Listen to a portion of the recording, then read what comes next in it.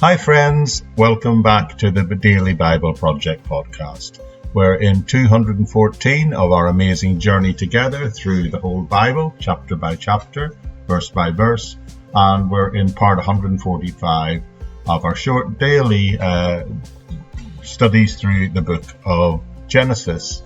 Now, I'd like to remind you that you have an opportunity if you want to go back and join us on this complete journey through the whole Bible, chapter by chapter, verse by verse, which will take quite a number of years, I'm sure, but you're very welcome to join us. You can either go right back to episode 1 of season 1, where we take a short 6 to 8 minute overview of each and every book of the Bible before launching out on season 2 proper, which is around episode 70, I think, where we begin the journey through the Bible commencing in Genesis. But today we've arrived here at Genesis chapter 18, and we're considering this prayer, this intercessory prayer of Abraham. And if you remember, Abraham has interceded with God over the fate of Sodom, and God has agreed that if Abraham can find 10 righteous people in the city, then it can be saved.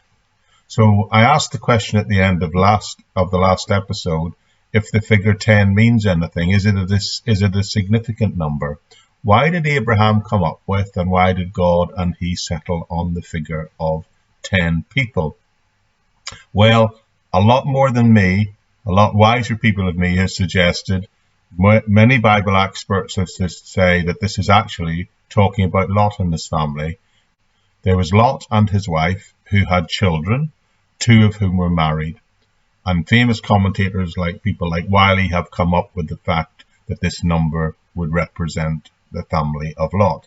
So the Lord says he's willing to spare Sodom if he can just find 10 righteous people there.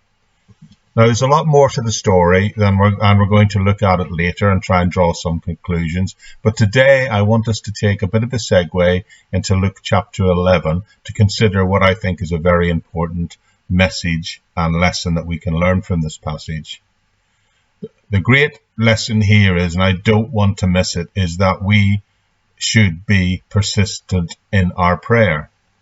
What Abraham did was he interceded for Lot, but you notice how persistent he was in that. So let's look together for a moment in Luke chapter 5, and I'm going to read to you beginning in verse 5.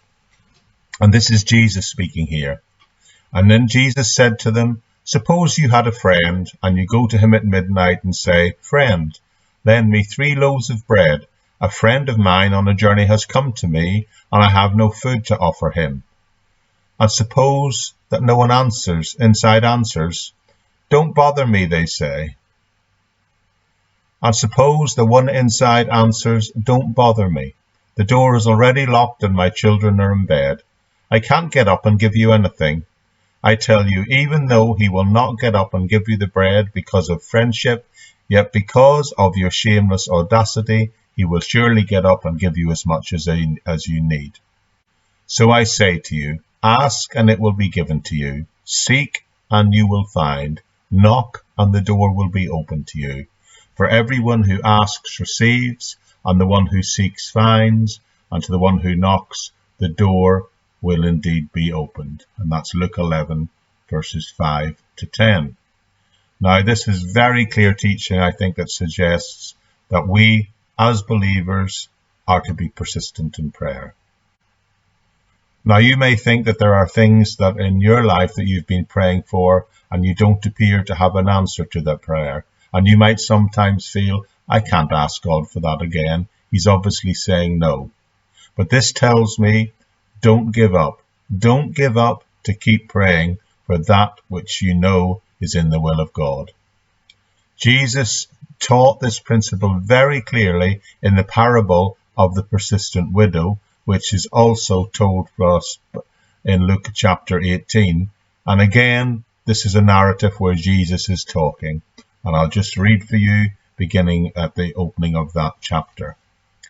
Then Jesus told his disciples a parable to show them that they should always pray and not give up. It's very clear, isn't it? He said, "In a certain town there was a judge who neither feared God nor cared what people thought. And there was a widow in that town who kept coming to him with the plea, "Grant me justice against my adversary." For some time he refused, but finally he said to himself, "Even though I don't fear God or care what people think, yet because this widow keeps bothering me, I will see that she gets justice, and that she won't eventually come and attack me." And the Lord said, "Listen to what the unjust judge said. And will not God bring about justice for his chosen ones who cry out to him day and night? Will he keep putting them off? I tell you, he will see that they get justice, and quickly." If you don't get anything else out of the Bible study today, friends, and looking at this, learn at least the lesson of the value of being persistent in your prayer.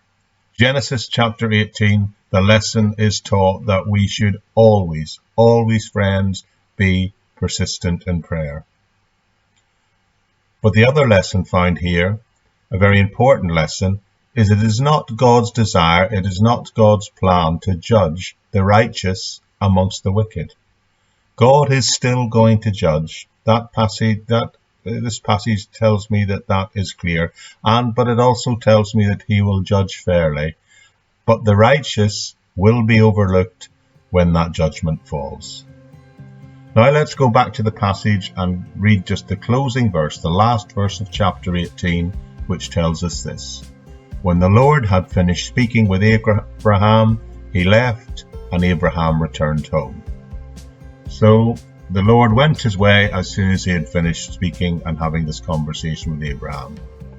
So now I would just like to try and sum up this whole chapter, and I want to link some of the observations about what it means for us today. But I'll plan to do that summary and conclusion in the final episode of this particular little section of Genesis chapter 18, and we'll do that together tomorrow, I trust. So thanks very much for joining me, and I'll see you back here again on the Daily Bible Project Podcast. Bye-bye for now.